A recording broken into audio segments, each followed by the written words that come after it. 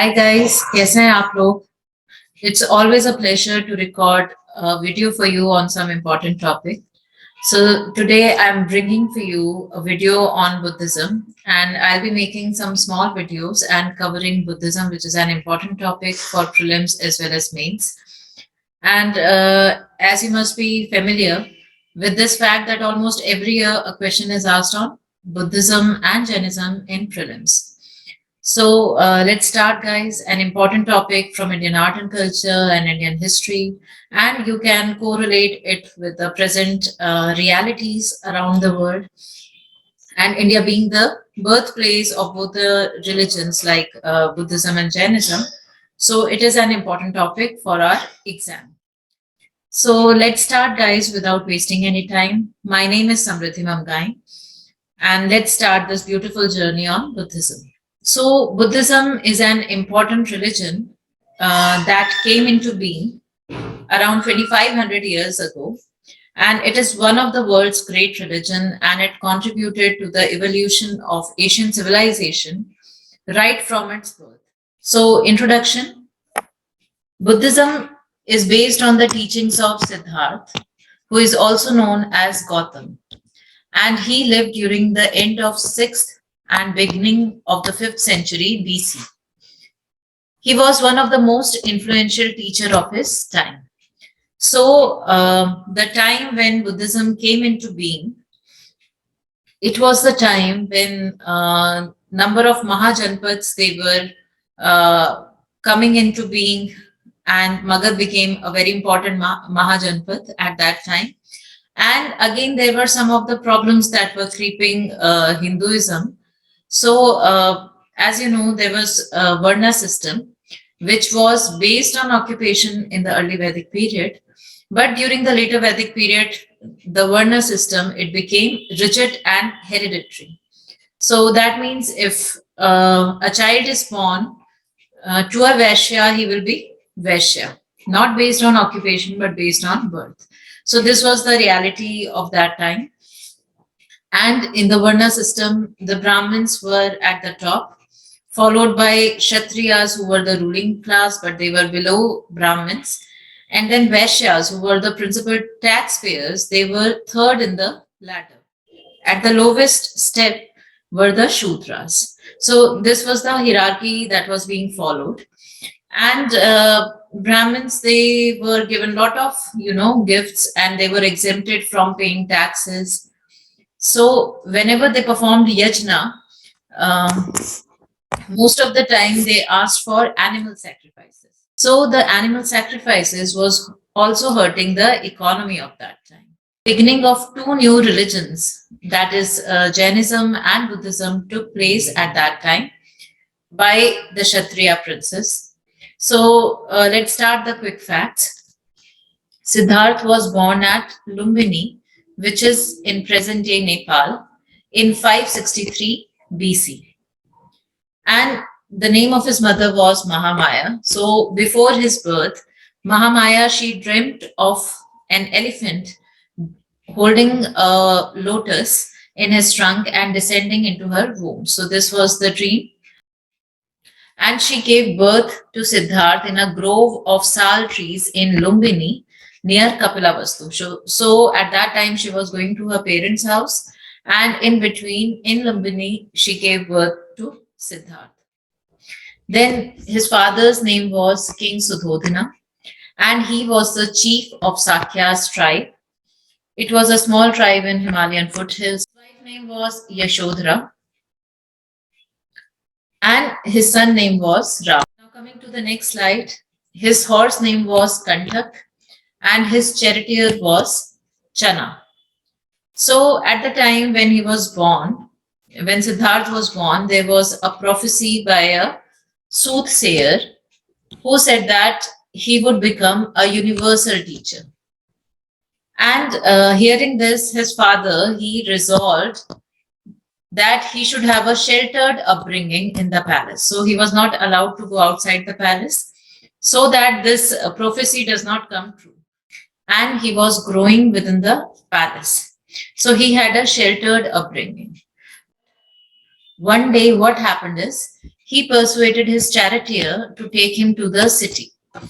And for the first time, this was his first journey, but it was traumatic as he saw an old man, a sick man, and a corpse. So he saw an old man, a sick man, and a dead body.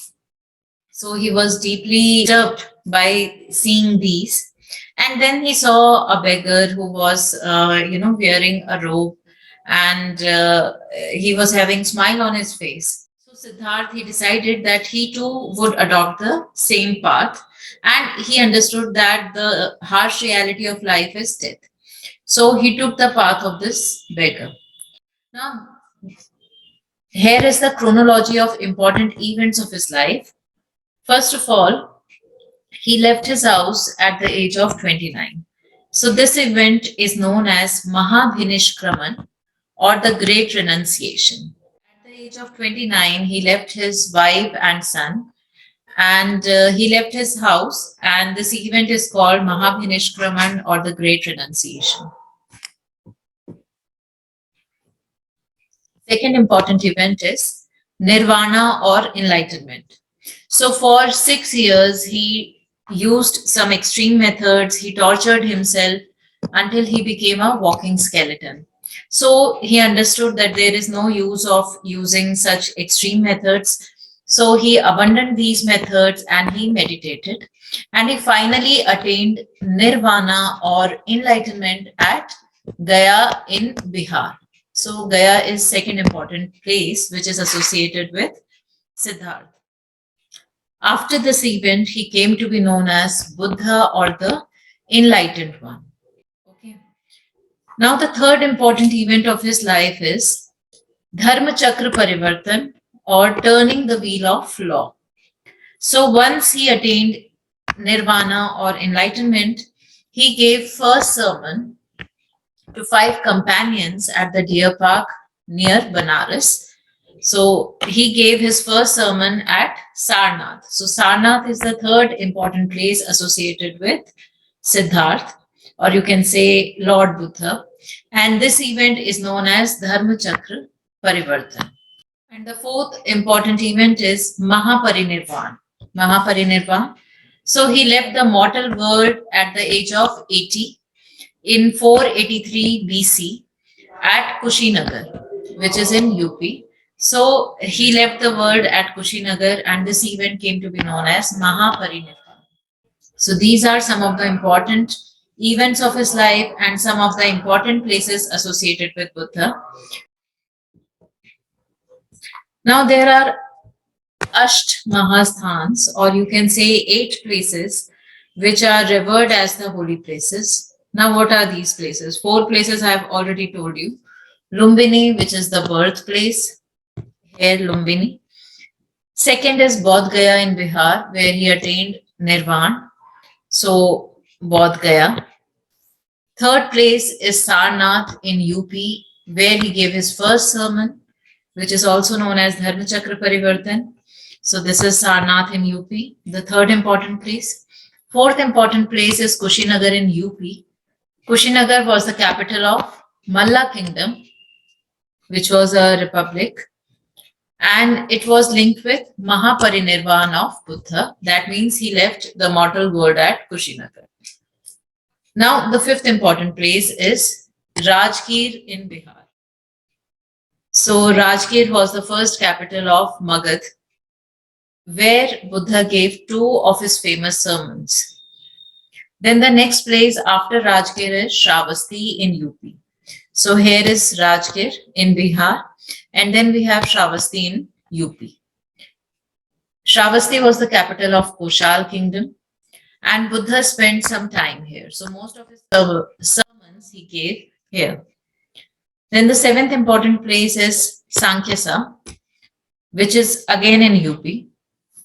So there is a story that Buddha descended from heaven to teach one of his disciples. So he came from heaven to Sankhya in UP. Then the eighth important place is Vaishali, which is in Bihar. So here Lord Buddha gave his last sermon. So these are 8 important places which are associated with Lord Buddha. So at times the question is asked on some of the places related to Lord Buddha or the events related to his life. So I've discussed in detail the events as well as 8 important places. Now moving forward, if we talk about the current affairs, so there is a Buddhist tourism circuit which is being developed. So this circuit, it is a trail of sacred footsteps of Lord Buddha and includes important places of his life and teachings. Now this circuit is a route